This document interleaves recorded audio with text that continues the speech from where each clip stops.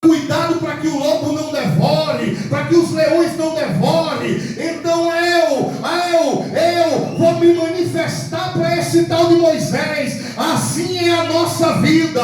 Quando tu sai do aconchego da tua casa, do teu sofá, e tu começa a orar a Deus pela vida do teu próximo, e quando você diz, sabe de uma coisa, eu vou para o culto, você está auxiliando a apacentar rebanho que não é teu.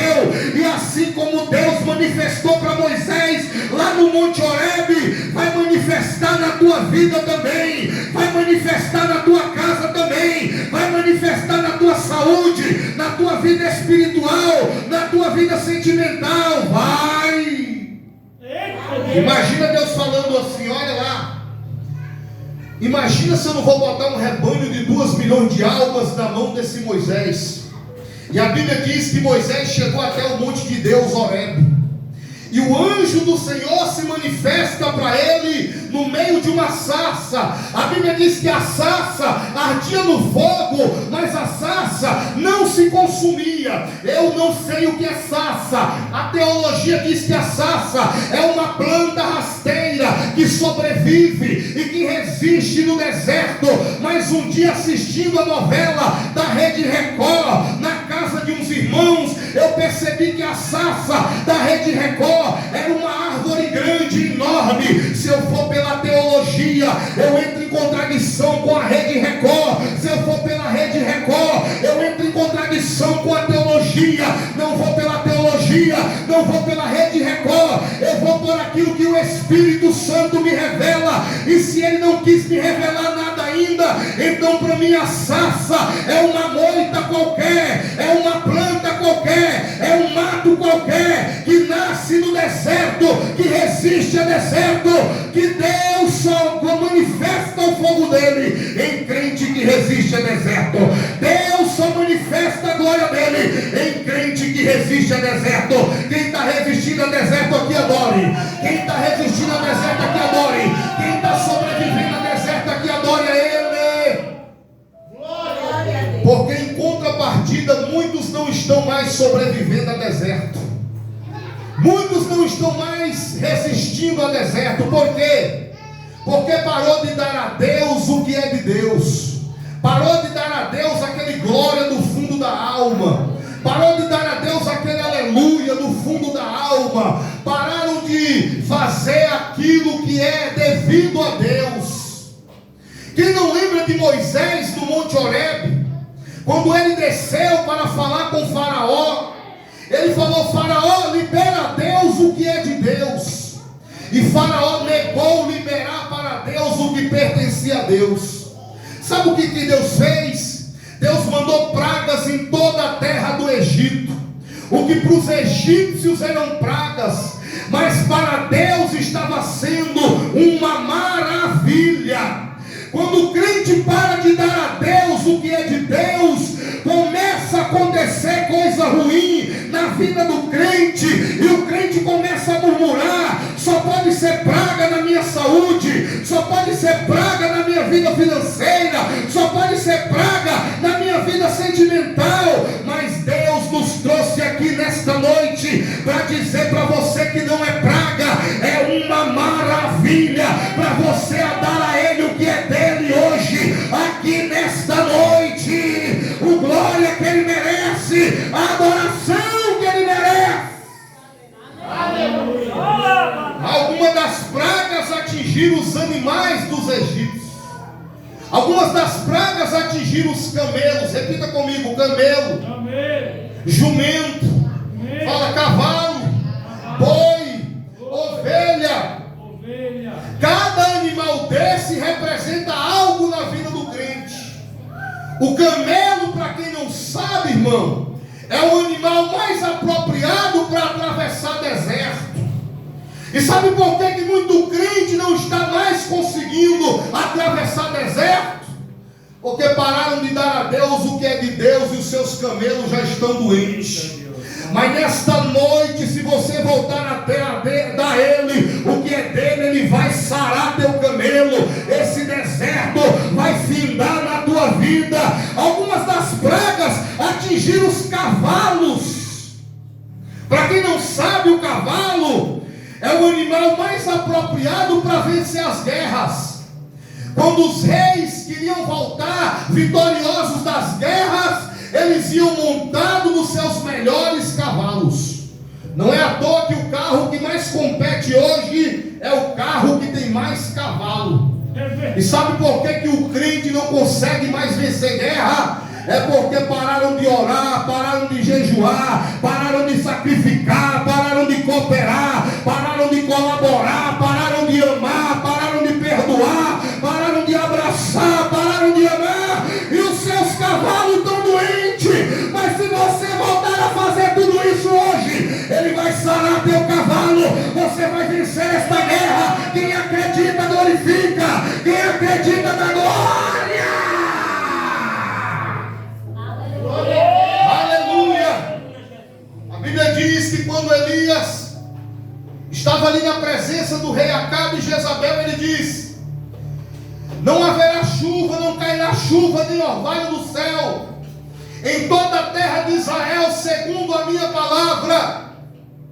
Porque segundo a tua palavra, Elias, é porque a primeira palavra é a de Deus, a segunda é do homem de Deus e da mulher de Deus.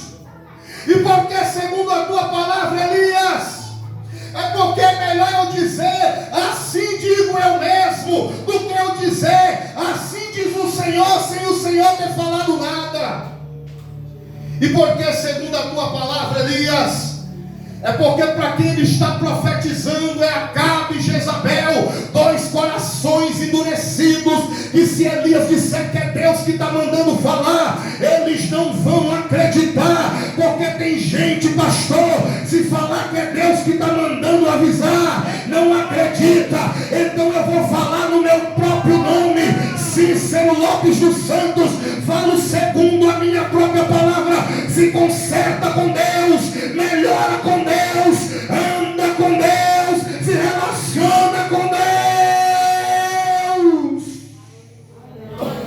Aleluia, Deus. E a Bíblia vai dizer que a chuva para, o orvalho não cai mais. E o Senhor fala: Elias, vai para o ribeiro de Quezibe, porque eu ordenei corvos para ali te alimentar. Diga: ordenei. A palavra ordenei é diferente de ordenarei. A palavra ordenei, Deus está dizendo: Elias, quer comer pão, quer comer carne, vai, porque os corvos já estão posicionados. Ei, crente, Deus não vai decretar a tua vitória, Ele já decretou. O que cabe agora é tomar posição de homem de Deus e de mulher de Deus, para usufruir o melhor de Deus. Aleluia. As águas do ribeiro começaram a minguar. O Espírito de Deus fala: Elias, vai para Sarepta, porque eu preparei uma mulher viúva para ali te sustentar. Diga: preparei. Porque que em relação aos corvos Deus fala ordenei, mas em relação ao ser humano, a mulher, Ele diz preparei. É porque os animais, se Deus der uma ordem, eles obedecem, mas o ser humano, se Deus der uma ordem, eles não obedecem. Então Deus tem que preparar o ser humano. E como é que prepara? É furando um olho, quebrando uma perna, tocando no filho, tocando no casamento, para o crente aprender a receber a presença de Deus na vida. Tem gente sendo preparada aqui hoje, tem gente sendo preparado por Deus, porque Deus vai entrar na casa dele. Aleluia, Deus. Vamos. Aleluia. Eu preparei uma mulher viúva para lhe te sustentar. Macho que é sustentado por mulher no Brasil tem fama de gigolô, mas na palavra de Deus é uma providência do Senhor.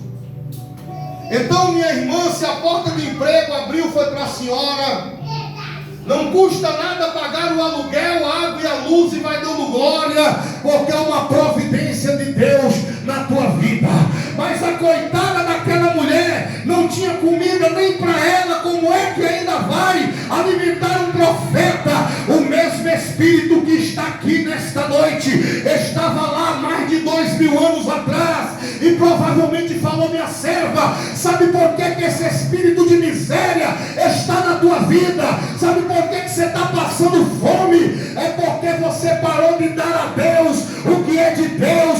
Mas hoje eu estou mandando um profeta na tua casa e você vai dar para o profeta aquilo que é meu, e a tua história vai mudar. Quando Elias chegou na casa dela, Elias perguntou: o que é que a senhora tem em casa? Ela diz: a tua serva não tem nada, senão um restinho de farinha na panela e um pouquinho de azeite na botija. Elias fala para ela: pega essa farinha, mulher, faz um bolo gostoso e traz a primeira parte para mim. Porque a primeira parte para você, profeta folgado, é porque o profeta representa Deus. Quando ela deu a primeira parte para Deus, nunca mais faltou farinha na panela, nunca mais faltou azeite na botija. Farinha, farinha, azeite, azeite, farinha é a palavra que te sustenta. Azeite é a alegria do Espírito Santo na tua casa, para tu suportar a tribulação da vida. Eita Deus! Aleluia! Mas agora Moisés é o mato pegando no fogo, mas o mato não torra, o mato não queima. Imagina Deus falando para ele: Moisés, você está no Monte Horebe. O Monte Horebe significa a casa de Deus. Monte Horebe significa monte de Deus. Ele vê o fogo pegando no mato, mas o mato não torra. Eu nunca vi fogo nunca torrar nada. Se botar fogo no sapato, vira cinza. Se botar fogo na gravata, ela torra. Mas agora Moisés está vendo fogo pegando no mato, mas o mato não consome, o mato não queima. Deus fala: ei Moisés, você está no Monte Horebe. Monte Horebe é a casa de Deus. Você acha que eu vou botar fogo para destruir dentro da minha casa? Você acha que eu vou botar fogo para danificar dentro da minha casa? Não.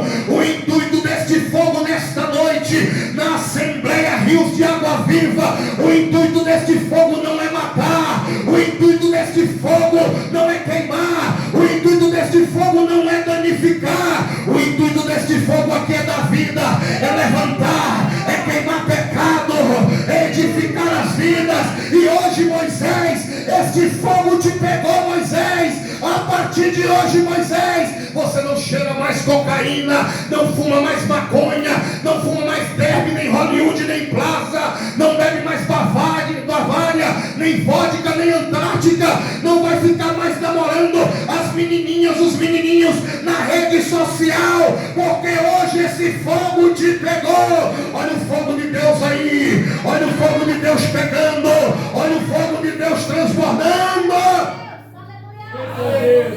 Isaías capítulo 6 versículo 1.